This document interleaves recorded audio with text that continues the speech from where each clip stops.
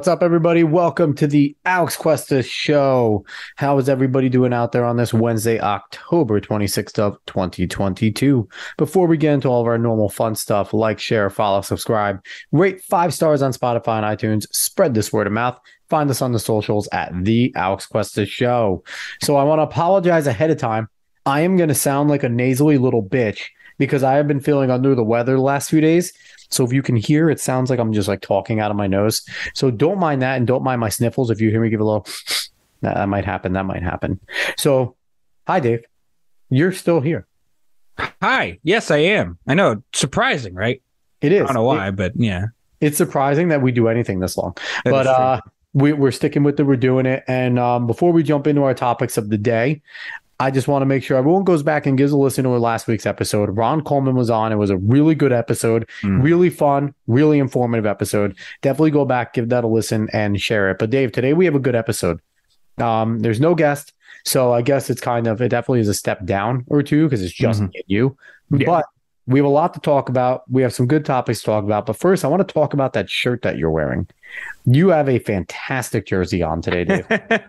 This is last year's Tigres home jersey, if I remember correctly. Who is Tigres for those out there that are uncultured? They are a part of the Mexican soccer league. Liga MX. Yes. MX, yes.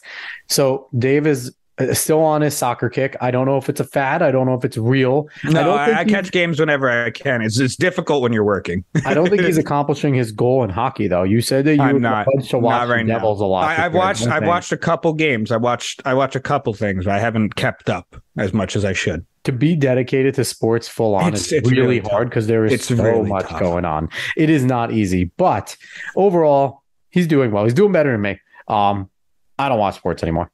I watch the Jets maybe a little bit with my kids running around hanging on me. If I could stay up late enough, maybe I'll watch Brooklyn. The Yankees I watch, but it's like, there comes a point where it's like, I can watch this game and be exhausted for work tomorrow, or I could sleep a little before my kids come and smack me in the face at 3 a.m. I think I'm going to sleep a little. So enough about that. Let's get into our fun topics of the day, Dave, because we have a lot of politics to talk about because we've been talking to a lot of guests about politics, but it's actually been a little while before since me and you have kind of hashed out some politics stuff. So I think it's time, Dave. I think it is time. Maybe it's time. Talking about politics, one of the things that me and you do is we actually can talk, right? Me and you, we could put semi-coherent sentences together. I don't know if I would value myself that highly, but you see what you just did there was you had a subject, a predicate. You had an actual there.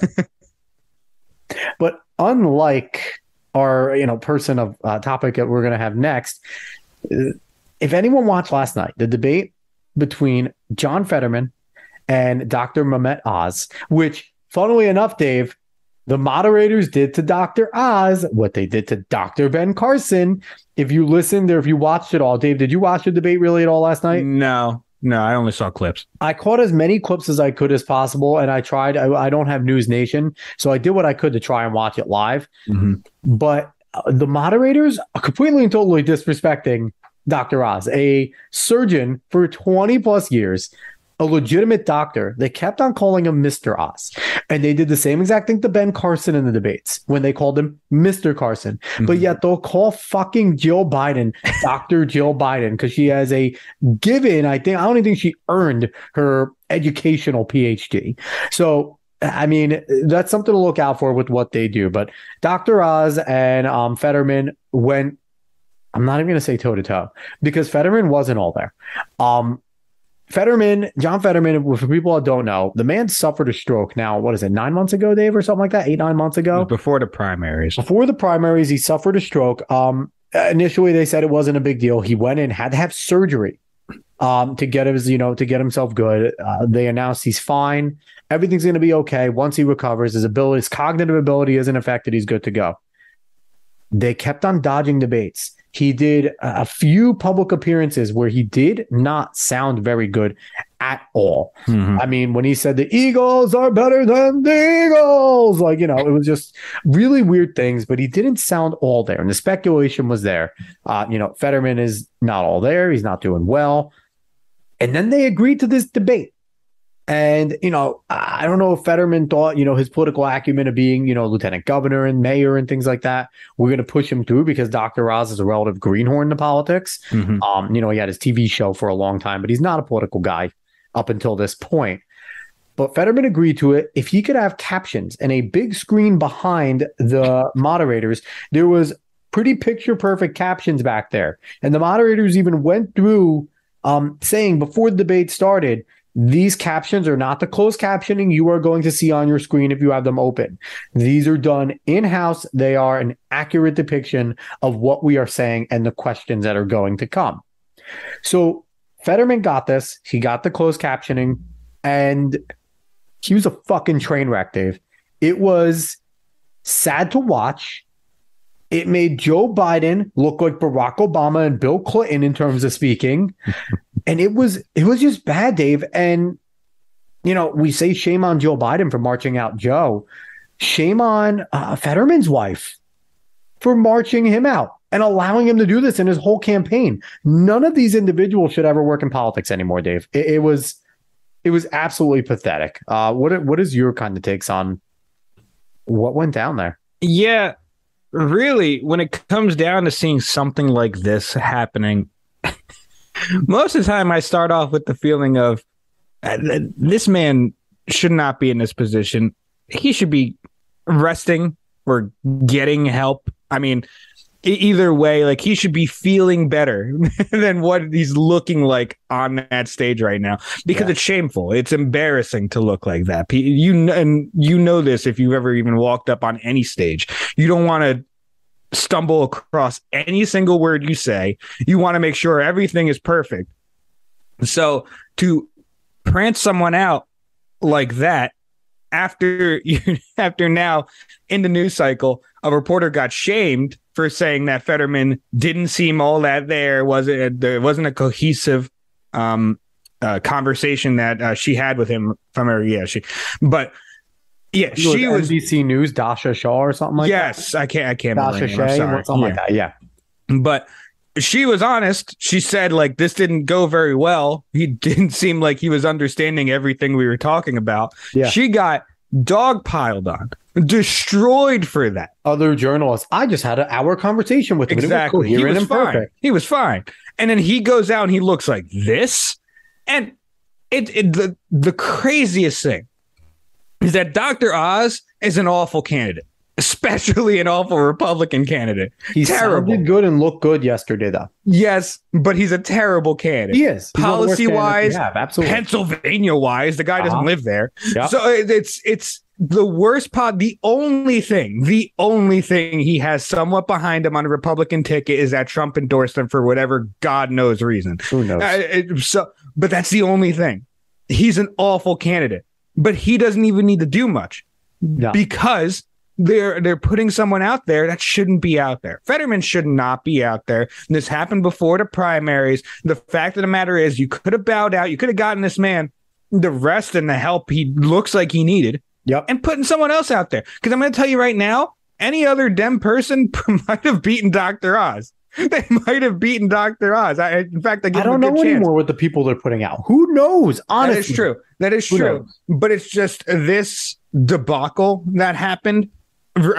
This could very well be the thing that sinks Fetterman completely. It should. And if anyone thinks that we're over exaggerating, Washington Free Beacon put together a little highlight film of Fetterman's best here, and it's almost 2 minutes long. I don't know if we're going to listen to the whole thing, but listen in the beginning. This first clip, he starts off after he's asked the question of, you have 60 seconds to answer why you should be the candidate for why you should be in the Senate. This is how he starts off, by saying good night. So we're going to start playing this clip, and that first thing you hear is him giving his opening statement. So here's the clip here. Hi, good night, everybody.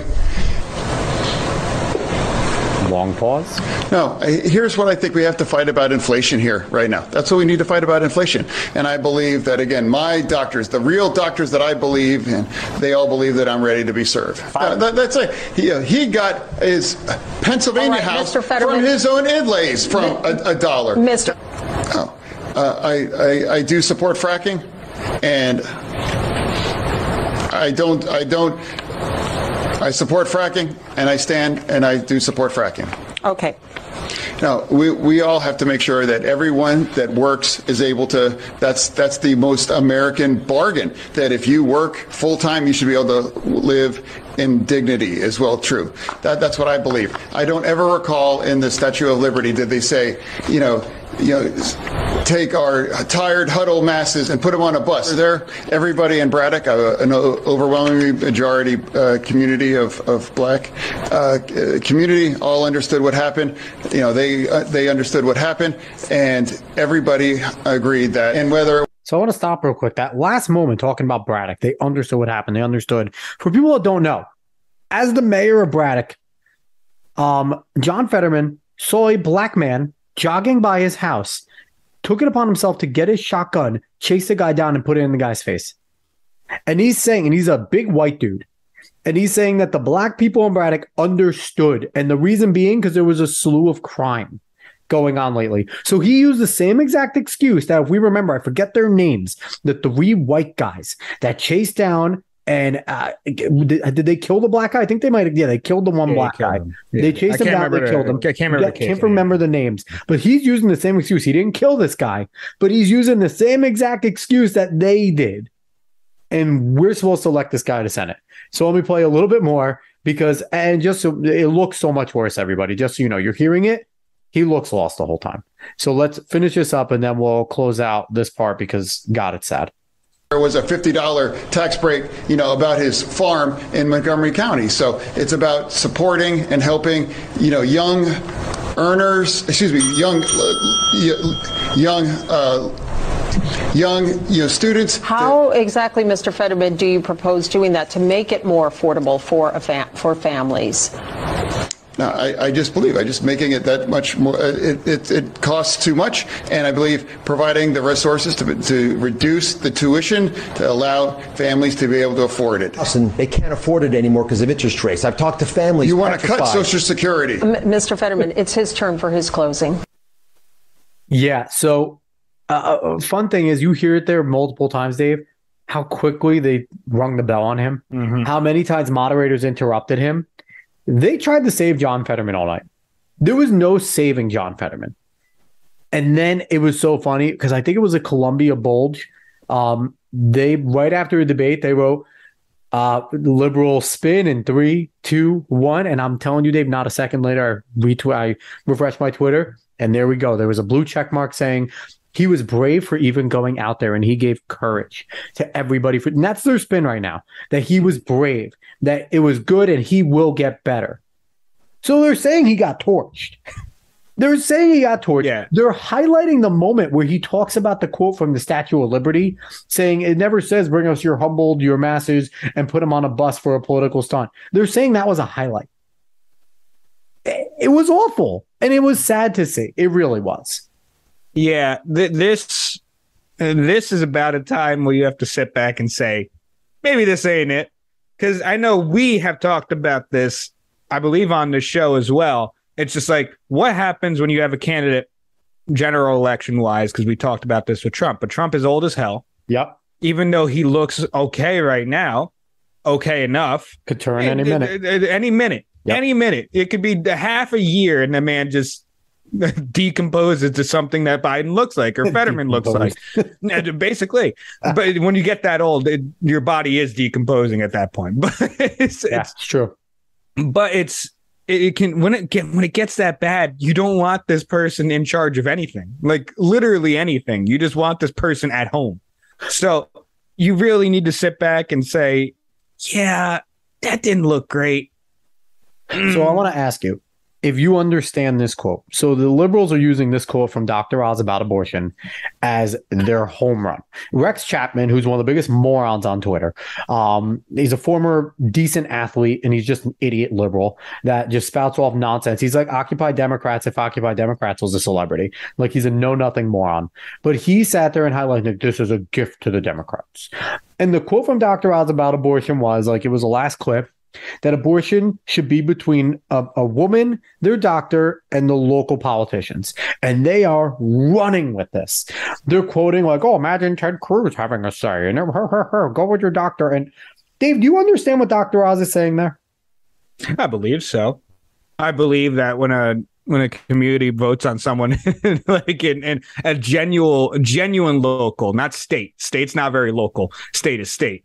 But when you vote on something that's genuinely local, there could be usually some policies that you vote for in that local office.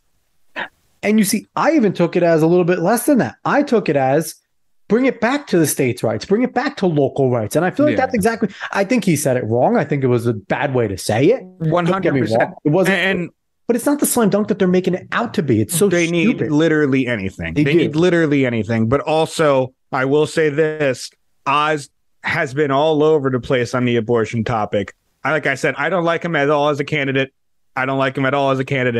I don't trust him at all. I'm not going to lie to you. So, but just watching this, he should win this 10 times out of 10, especially after that debate. You got exactly what you wanted. Let's be realistic when you talk about Dr. Mehmet Oz and getting into the Senate, which you should. First off, glass ceiling shattered. First ever male, I think, from his region, Muslim, getting in. So glass ceiling shattered. So Republicans, good for us, right? Should we celebrate that, Dave? Shouldn't the liberals celebrate that for us? That we shattered that glass ceiling, right? It's not the correct. It's not the correct. No, it's not. Okay, no, sorry. But he does share a lot of beliefs with the left, which is hilarious. But we could be honest here. We're getting Mitt Romney in Pennsylvania. That's what we'd be getting. But Mitt Romney still votes 85% of the time Republican. He pisses us off a lot of the times because the times when we really want him and need him, he screws us. But for the most part, he votes party lines. And we're going to get that out of Dr. Oz. He's going to vote for the most part party line stuff, and he's going to fuck us every once in a while. But if the Senate goes the way it should go, that it's looking like right now, then he might be canceled out. Then there might be enough of a majority in the Senate for Republicans to do what they need to do. Because right now it's looking pretty good. Again, we still have 13 days left. It could really shift, or 12 days now at this point on 26. Mm-hmm. It could still shift again. You know, polls are bullshit for the most part. They're fun to watch. They're fun to kind of guess. But when it comes down to it, things are going to go on. Right now, you're already hearing the Bidens and stuff saying that this election isn't going to be fair, even though questioning elections is supposed to be the worst thing to democracy of all time. Unless you're a liberal questioning the elections, then you're democratic and patriotic and only trying to protect democracy from evil Nazi rightists. I digress. But so overall, it's a real bad look. The Democrats don't care about John Fetterman. Democrats don't care about people. Otherwise, they wouldn't have put up Joe Biden. They wouldn't have put up John Fetterman. And I really think, Dave, the Bidens and Harris pushed Fetterman to do this. Because what's the one thing that can make both of those bumbling morons look better? John Fetterman. He makes Harris and Biden look a lot better. I don't know. KJP, the stupid spokeswoman. I don't know about that. But Biden's best campaign policy is playing a video of Fetterman and saying, I'm not him. No, I mean, listen, Fetterman runs away from Biden still. That's the thing. If you just saw that video in the ice cream shop, yeah, he does. Man, he still runs away from Biden. So there's nothing that is going to really help them in that. In fact, it'll make it shine even more. That Fetterman might have a daughter, though, so he might have cognitive enough to know to keep his daughters away from Biden. That is true. That is very true. So speaking of people that people want to keep away, Elon Musk,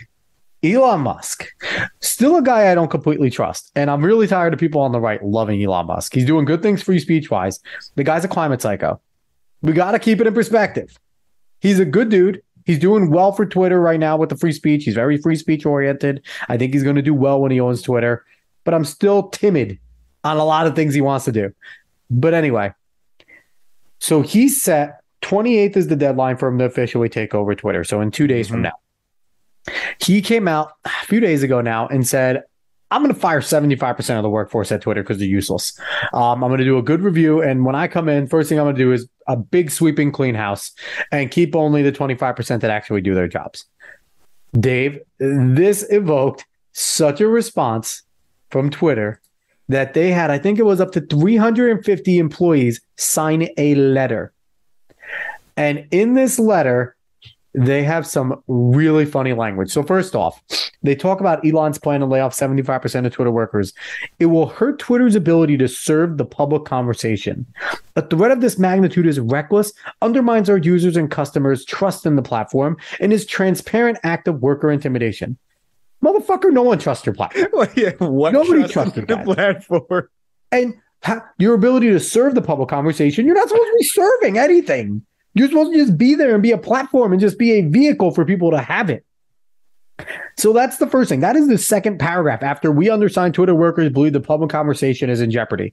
That was their paragraph. So usually, Dave, you've written papers before. You start off with your strongest points, right? Yeah. And then in the middle, you kind of gobbledygook, and then you finish off strong, right? That's kind of how you write the middle, you're supposed to support it a little bit more. You're introducing in the beginning. You support it a little bit more. But this is supposed to be the strength, right?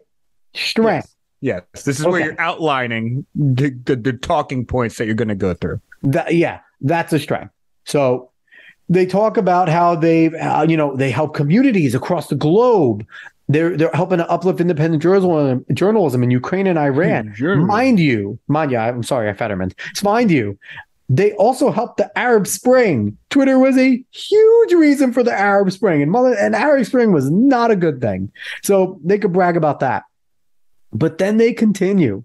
A threat to workers at Twitter is a threat to Twitter's future. These threats have an impact on us workers and demonstrate a fundamental disconnect with the realities of operating Twitter. People that work 12 hours a day are telling anybody how to work, that what they're doing is so important. They threaten our livelihoods, access to essential healthcare, and the ability for visa holders to stay in the country they work in. We could not do our work in an environment of constant harassment and threats. Without our work, there is no Twitter. So they have a little point there.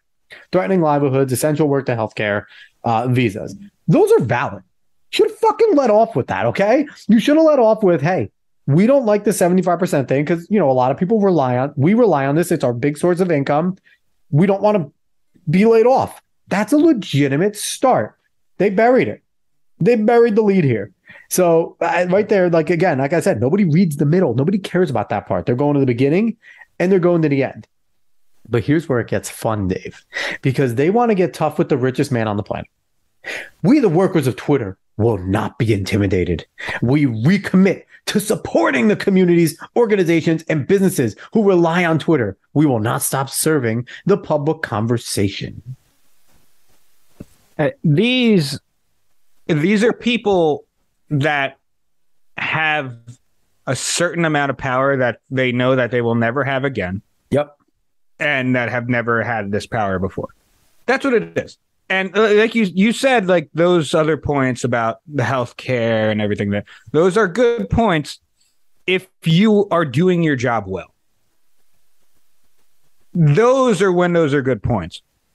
Those are when it's understandable to complain. When you've done your job well and when you've done the things that you need to do. I don't think many people like Twitter. So actually like Twitter. They're on it because they kind of need to be, a lot of people, but they don't necessarily like it. They think it's draining. Twitter. They think it's draining. They think it hurts them mentally. They think it does so many things to so many people that it's actually pretty awful.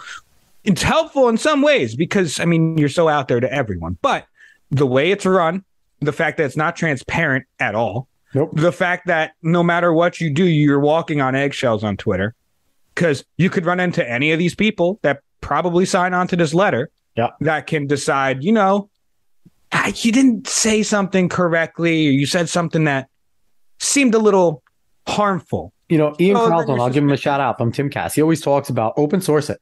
Open source this. Let the algorithm be open source so people see what's up. I think that would be big. That would be huge for confidence in Twitter. It would be nice. But even then, you don't need to open source anything if you're transparent in the first place. Yes. If when you suspended someone and you had a very stringent guideline, one that's not so vague, and you could point it out to them and actually work with them, then that's understandable. Dave, it's not vague. They just don't accept hate. But when you have stories like the kid who was forced to be in a child pornography film that was then on Twitter. And then he goes to Twitter and says, hey, this is me in this at like 13 or 15. I can't remember the age. Doesn't matter. Still underage. Take this down. They said no, and the police had to get involved. Twitter doesn't look like it's running itself very well. Louis Farrakhan has a Twitter still. Louis Farrakhan's one of the most hateful people on the planet. 100%. And, you know, I genuinely, if they were running this consistently, I wouldn't care. Because honestly, I want to see how crazy Farrakhan is. I'm okay with him having a Twitter and being able to speak. But if you're, like I said, if you're going to be consistent, yes, that's a guy that shouldn't be on there. 100%. And that's the issue, is that they're not consistent. They're not very transparent. That's the issue with a lot of social media. And I don't know if Musk's having fun with this, so that's why it's pretty funny. I don't know if he's going to do incredible things with Twitter. But the fact of the matter is, these people who have had, like I said, had power, I'm going to say, because I'm pretty sure they're going to be gone. These 350 are definitely fired. Yeah. But had power that they knew they've either never had in their life before or they'll never have in their life again. And they wanted to flex it. They wanted to use this stuff to steer the public conversation, to make sure it's going well. Yep. Well, now that's hopefully going to be gone from them. So let's finish what we had going on here. I'll finish out this letter because this is where it gets, where we see all these little commies come out with their Marxism, because this basically sounds like, you know, this community wants to be strong and they're going to make demands. The proletariat standing up to the bourgeoisie right here. It's exactly what it seems like. So here we go. We call on Twitter management and Elon Musk to cease these negligent layoff threats. So there you go. Strong. Cease. They're demanding these things. Mm-hmm. As workers, the workers are the people. We do the work. We deserve concrete commitments so we can continue to preserve the integrity of our platform. The integrity of their platform. They are so lost in reality. We demand of the current and future leadership, in bold letters, respect. We demand leadership to respect the platform and the workers who maintain it by committing to preserving the current headcount. So yeah, don't fire us. Safety. Hold on, I'll finish, Dave. Safety. Yeah.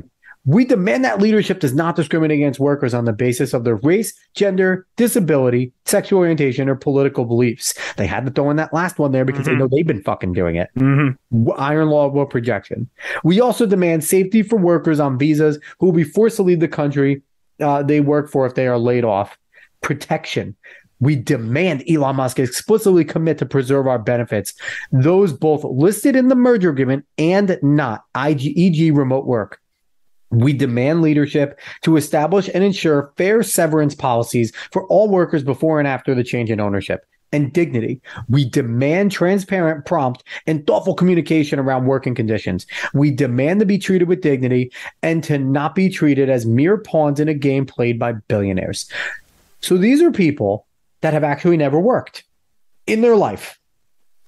That's all this is. That's basically what I was going to say. You are witnessing people, they may have worked in their life, but the thing is, they are people that have not been told no. And again, they have not been have the foot, stomped down, say, no, this is not happening. You're not getting whatever the hell you want whenever you want it, because there are ways to go about these negotiations. Absolutely. And this is, Dave, this is our generation, right? My generation, mostly yours too. The everyone gets a trophy generation, right? This is exactly the product of it, where, like you said, they've never been told no. They've all been told, here, great participation. You tried. And never been told no. You failed. You have actually failed. And right now, Elon Musk is coming in and saying, by my analysis, at least 75% of you are bad at your job. Don't do your job, and I'm going to get rid of you because you are not good. Go somewhere else. And this is the issue here.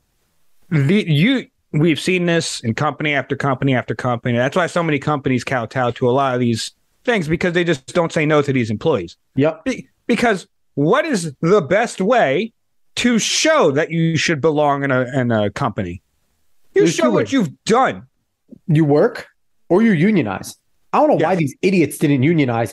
Yes. Well, once Elon started this process, they should have unionized. But whenever you're working for a company, they have everything you've done. They keep a record of everything you've done for them. Believe you me, they do. They see everything you do. Yep. So they know what you've done. And you should have a pretty good record of what you've done too. If you want to stay at a company, most of the time, one, they won't even bring up getting rid of you. But also, you could say, look, I've done this. You have some sort of portfolio that both of you have a record of. Yep. Most of the time. So you could prove you deserve to be there. You don't have to fall back. You have a reason to be there. Exactly. You don't have to fall back on these just no leverage demands, because they have no leverage. They have absolutely none. And the thing is, too, and like you said, there's different ways of going about this, because there are things in here that I don't think are actually bad to ask of new leadership, right? Not in a demand sense, but in a way of, hey, we are the senior leadership, and this is what we would like. This is what we would like to see happen under new leadership. Mm-hmm. We would really, we would like to not be discriminated by following current harassment laws, and we would like to not be politically discriminated. We would really believe that the workforce is valuable in its number, and by losing any of these valued employees would really hurt our effectiveness. Mm-hmm. We believe that in the merger agreement, there were not enough protections that we've been guaranteed. And we would like to go over that with leadership and make sure it's insured for our remote workers. And also, we care about our workers on visas, and we would not like to see any of them go home. Like, there are so many ways that you word this properly. But here's the rub. Here's the rub. All of the people, or most of the people, I don't want to say all the people because that signed this, they didn't get their way by actually trying to prove that in a private meeting or anything like that. They've usually gotten their way by going to the same exact company, going on Twitter and complaining. That's how they've gotten their way consistently. And now here's the rub. You can't do that anymore. They also believe that they actually deserve all this stuff. That's the other thing. They truly and firmly believe that just from existing, that they deserve this, that you don't have to work hard to get this by just virtue of being employed by a company, that the company now owes it to you, whether or not you become a profitable member of that company or not, that the company owes it to you. It is the communist mentality, Dave. It really is. And I hate to bring it up into like the politics side of it, but it really is that Marxist mentality of I shouldn't have to do much in order to get a lot. And that's exactly what we're seeing in writing in the way this is. Yeah. But they have nowhere to go. They have absolutely no leverage here. I didn't know much about this letter, so this might have been sent privately and it became public. Either way, the way these people usually get their stuff done is they complain enough publicly on Twitter. Well, they're a bunch of babies. That's on Twitter.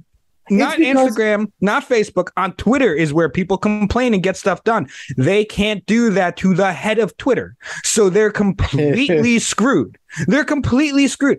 And they realize this. That's why they try to do this. They're going to get fired. They're going to come out and complain on Twitter again.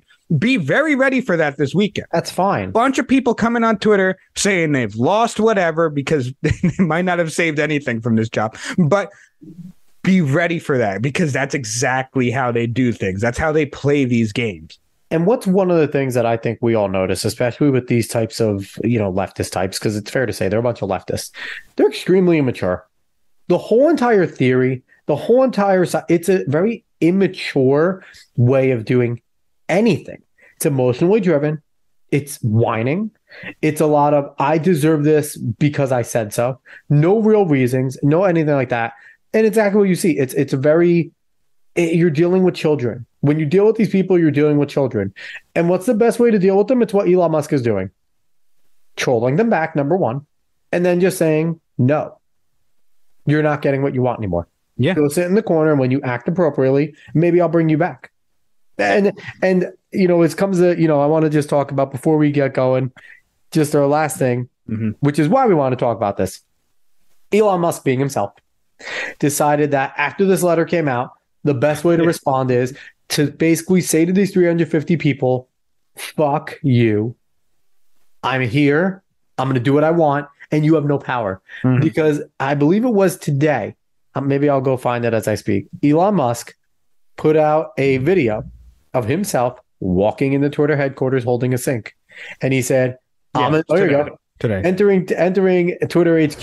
Let that sink in. Here it goes. We're hearing it. For those of you that can't see, it's Elon Musk quite literally walking into Twitter headquarters with a sink. There you go. Mind you, He is the most wealthy man in the world, and he's an African American. I think we should hammer that down. That Elon Musk is a wealthy African American, and it is racist to be mad at him and be against him. But anyway, he trolls. Entering Twitter headquarters, let that sink in. And this is a direct response to those with the letter basically saying, I read it, I heard you, I don't care. And I love it. Keep doing you, Elon. Keep doing you. Dave, anything else you have to say about the Twitter? No, I am interested to see how this goes, and I'm interested to see more of the fallout, because this is just the beginning. It's going to be so much fun. In 2 days, the 28th, when he officially takes it over, we'll see what happens. We'll see.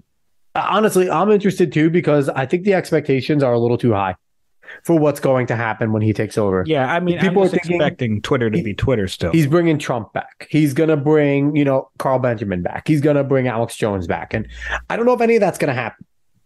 I don't know. I don't know enough about Elon Musk. I know he's been pretty good over the last few years. I'm wanting the free speech. I'm wanting to make it a public square. We'll see where he takes it. Trump said he won't come back. Let's be honest. Trump will come back. It's the best way to get his message across. It reaches the most people. Truth Social has a reach, but it's an echo chamber. So this is the best way to get his message across to independents. And he loves the vitriol that comes back on him. He feeds on that type of stuff. But we'll see. We'll see what he does. I mean, if you like free speech, it's an exciting time because it looks like it's going to go back to being more of a free platform, but we shall see. So Dave, on to our last topic of the day.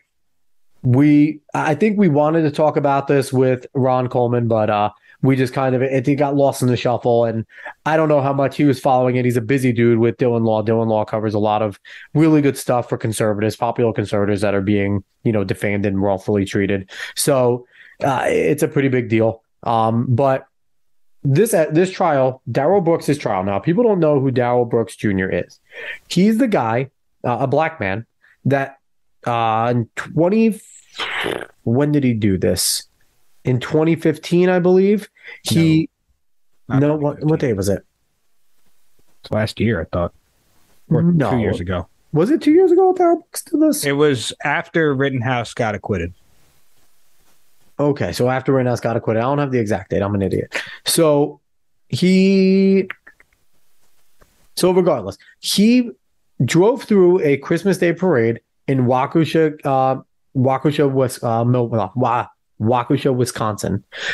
Drove through a parade, generally all white people. 2021. Zigzagged through the parade, injured countless people, killed 6, including an 8-year-old little boy.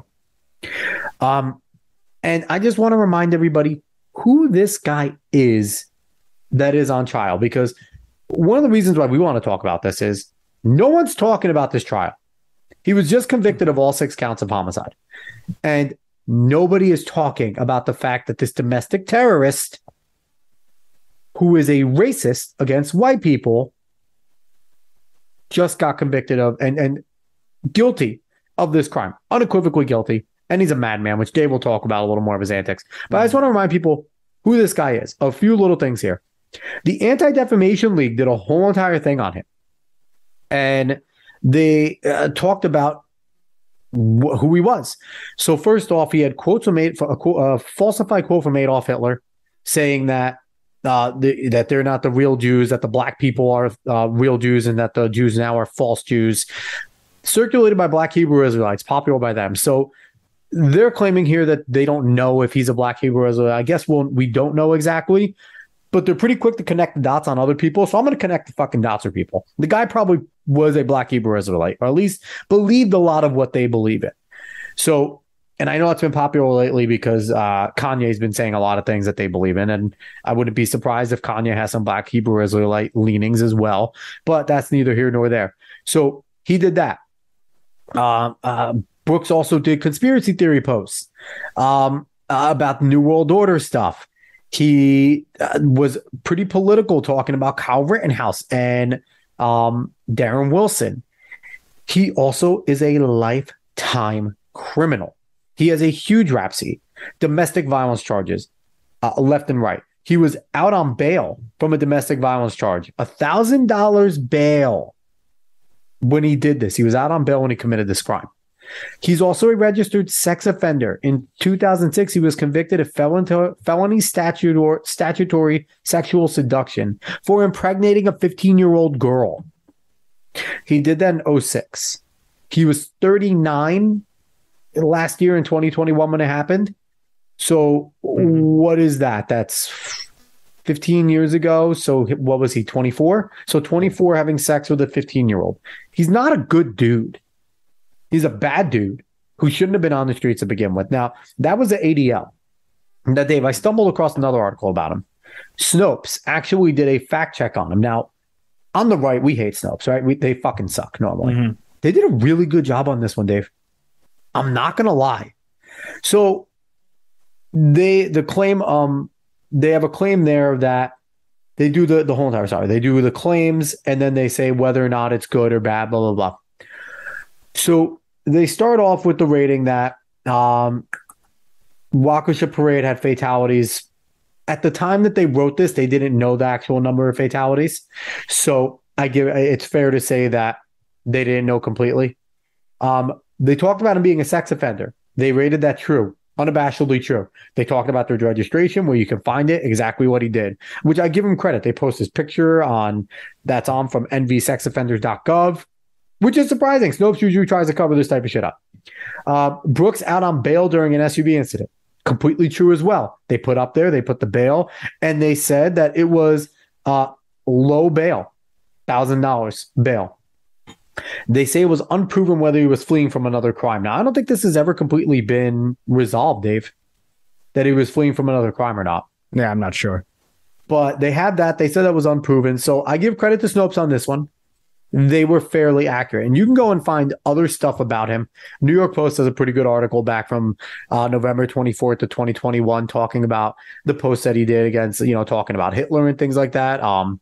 Learned and taught behavior. So when we start back knocking white people to F out, I don't want to hear it. The old white people too, knock them to F out, period. So he hates white people. And he didn't like Jews. And Heavy.com actually did an article on the 3rd of October of this year about the trial and about who he was. Pretty good article about how he felt, his hip hop, when he weighed in on Kyle Rittenhouse and things like that. So I recommend looking up Darrell Brooks' social media. The Heavy.com article, New York Post article are pretty good. Now, that's a synopsis of the guy, a synopsis of what he did. Dave, the trial was, I think, a scary circus. Is that a good way to put it? I didn't watch all the trial. I've seen clips, and I've seen a bunch of clips of the trial, and I've seen some of the antics. Now, for reference, Dave is a LawTube nerd. He loves LawTube. And LawTube in quotes. LawTube in the fact that I watch lawyers. I will say there is no such thing as LawTube. There is no such thing as LawTube. But he watches a lot of lawyers talk about it in clips. So you do have a general idea of a lot of these trials going on. Somewhat. Now, at least enough that I've seen some of the stuff that had been happening. Yeah. And I've seen some of the stuff that had been happening in this trial. And I'm not entirely sure if Darrell Brooks was trying to force a mistrial in some way, or if he is just insane. Let's not forget that he ran into a parade with an SUV and killed people. Zigzag. So there is a good possibility that the man is just out of his mind, even though he was analyzed and said he was competent enough to represent himself, which he represented himself in a criminal case here. Let's get that. Let's understand that he represented himself. So it's just a whole courtroom. It was basically allowing him, and for good reason, being softer on him during all of his antics that he portrayed during this whole entire trial, because most of it was really against a judge. He would say things to the judge. She would have to put him in another room and would mute his mic if it got too annoying. I remember he took his shirt off at one point. I think he gave a finger to the camera. Surprisingly enough, on witnesses, he actually was more or less respectful to witnesses, but it was mainly towards the judge that he slung all of his mud at. Now, I want to say this. It was a female judge. He has a long history of domestic abuse against girlfriends and women. That is true. So he definitely hates women. That's not even a question. But this is also kind of evidence that he was trying for a mistrial because, I mean, if he's only trying to go for the judge to see if she's going to mess up and allow him to appeal for a mistrial, it's good evidence that he was actually trying for this. But it's just the whole trial is a circus. You could probably find a ton of clips online. There's probably compilations of the things that he did in that courtroom. One of the times, I think multiple times he did this, but he like slammed his fist down on the table and like mad dog stared at the judge. Like, a terrifying, like just full on death stare at the judge, to the point where she was like, okay, like I am a little uncomfortable about this, a little scared about this. So we're going to take a break and we're going to come back later. She was as lenient as possible. She let him do a lot. She did put him in another room a bunch of times. She wasn't like just letting him run the courtroom, but she was letting him do a lot to the chagrin of some people, because you can step in as a judge and stop some of these things. But she was damn well trying her hardest to make sure there was no appeal. I'm sure of that. Yeah, I think she was trying to let him bury himself. Exactly. I think she was trying to let the jury see that he's unfit to be in society. Yes. 100%. And the thing is, he is in a trial where they're, funny enough, the complete opposite of the Rittenhouse trial in a way, where Rittenhouse had all the evidence, all the video evidence to show that it was all in self-defense. Yep. While this has video and just tons of witness evidence to show that he was behind the wheel when he went through this parade that was completely sectioned off as a parade and zigzagged through people. There was a ton of evidence against him. He kept on denying that it was him the whole time. He never admitted that it was him. He was denying that his name was even Darrell Brooks. Yep. So the whole trial was more or less a clown show because of the things that he was doing. I think overall good work by the judge and the prosecutors, because just making sure there is no way for him to win any appeal that he's going to put an appeal through, but there's no way that he's really going to win an appeal, and to make sure you get him into jail where he belongs. Because the credit to the prosecution, because they weren't overzealous. They let the man bury himself in a way where they could have been very objection heavy, obviously. Credit to both to kind of just let this play out and make this an easy decision for the jury, because he was convicted on all 6 counts of homicide, as he should have been. I don't know if they've labeled this a terrorist attack yet, but I think it's insane to not think that this wasn't. Looking at his social media, listening to some of his rap lyrics and things like that, the man had a lot of hatred. Was he sane? Absolutely not. But anyone that does these things are insane. So it's not like that. I don't think the insanity plea is good enough to keep him out of jail. He was obviously coherent enough. He had enough competency to represent himself. So I don't think that insanity plea would be good. No, I don't think it would. In fact, he actually did plead that and then took it off. Not too long before the trial started. Let me see. He initially pled not guilty by reason of mental disease, but withdrew the plea in September without explanation. And his trial began October 3rd.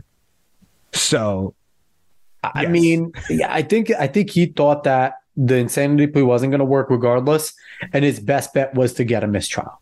I think that at this point, and that's why he was doing his antics, that's why he was doing what he would try to do. And again, credit to the witnesses, the cops that were up there that were, the one cop that quite literally tried to stop him, and he kept on saying, "You were behind the wheel." He's like, "There's the you again. Who you refer? And couldn't you have shot at the tires? No. Were you shooting to kill? No." But, it was just, the cop was very good up there in the way that he responded. And I mean, I don't know if a defender could have done better for him. That's the thing. I don't know if a defense attorney could have done any better than what he did, to be quite honest, because this was there was nothing in this case that could have gotten him off, really. Well, a defender at this point would have probably just tried for any way to lessen the degree of what they got. Maybe find some way to make sure he didn't get 1 or 2 of the charges. But I think they would have done better, because even with these antics, because of how much he was doing, I do feel like it would have been, the judge would have really had to blown up for there to be a mistrial, because you have the right to a fair trial, but that doesn't mean you could be an absolute ass during the trial. I don't think it would have gotten to trial. I think the prosecution, I think the defender would have been like, we have to take a plea here. Maybe. Like, there is nothing here. Yeah. We can't defend you. There's no defense. Yeah. Yes. But either way, if you want to see some of the trial, there are plenty of people on YouTube that have literally the whole trial watching it and analyzing things. It's long videos, so you don't need to watch that. Like I said, I guarantee there are compilations. There are clips of things that he did during the trial. Because honestly, you coming into this, you know that he did it. You're really just seeing the trial to see what the hell happened in this trial and how ridiculous he was. You're watching the downfall of someone who should be going to jail. That's the thing, and it's insane to view, because most people will probably say, like, what is the point of this trial? It's very obvious what he did. But to watch this and to view and to understand the respect to have for our court system, that even this man who is verifiably evil, who verifiably did these things, does deserve this trial. Yep. And does deserve to be buried in public the way he was. Innocent until proven guilty. Yes. And he's unabashedly proven guilty in this situation. Yes. And like you said, credit to our justice system for allowing this, because they very easily could have tried to stonewall this and done what and been like, there's no reason to entertain this. And that's not what our justice system is there for. Yeah. And listen, there are plenty of issues with our court system. Of course. There are plenty of things that, I just brought up the Rittenhouse case not that long ago. Like that was an issue. Yep. But credit when credit is due. We needed this to go right. It went right. I'm sure he'll file for an appeal soon. I haven't seen anything yet, but it won't go well for him. At least it doesn't look like it will. No. So overall, kudos to the justice system, that judge, that prosecutor, all the witnesses that participated and held their cool, and to that jury that it's tough to be on a jury. I've never been on one. Dave, I don't know if you've ever been on one. I don't think you have. No. It's tough to be on a jury, especially on a high-profile case, which this is a high-profile case. Although the media did their best not to cover it, I don't think there was any talk about it anywhere outside that it was occurring maybe every once in a while. Like, oh, he's on trial. Bye. They don't want to cover this. And hopefully the cleanup at CNN will help them. And because apparently that Jim Acosta is going to be out next. That was a rumor.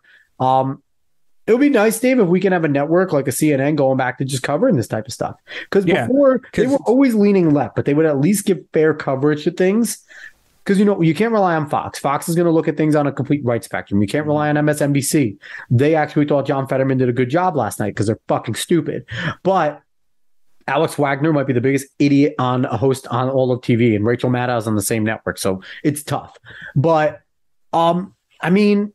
I don't like CNN, but there's hopes that maybe they can clean it up and make it to something where you at least get at least talking about this, whether you're talking about it wrong or not, at least talking about it, because it got nothing.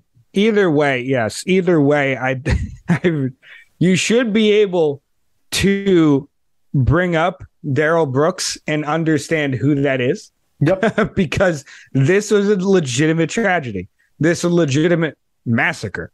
Yes. It was terrible. Yep. And even when it happened, people weren't really talking about it very much. And in fact, when they were talking about it, they said, "Oh, an SUV plowed into people." They didn't say a black man driving an SUV. They would or all white crowd. Or we knew how this was going to go. We knew they weren't going to cover it because they don't want to cover this. Nope. They'll cover the trial the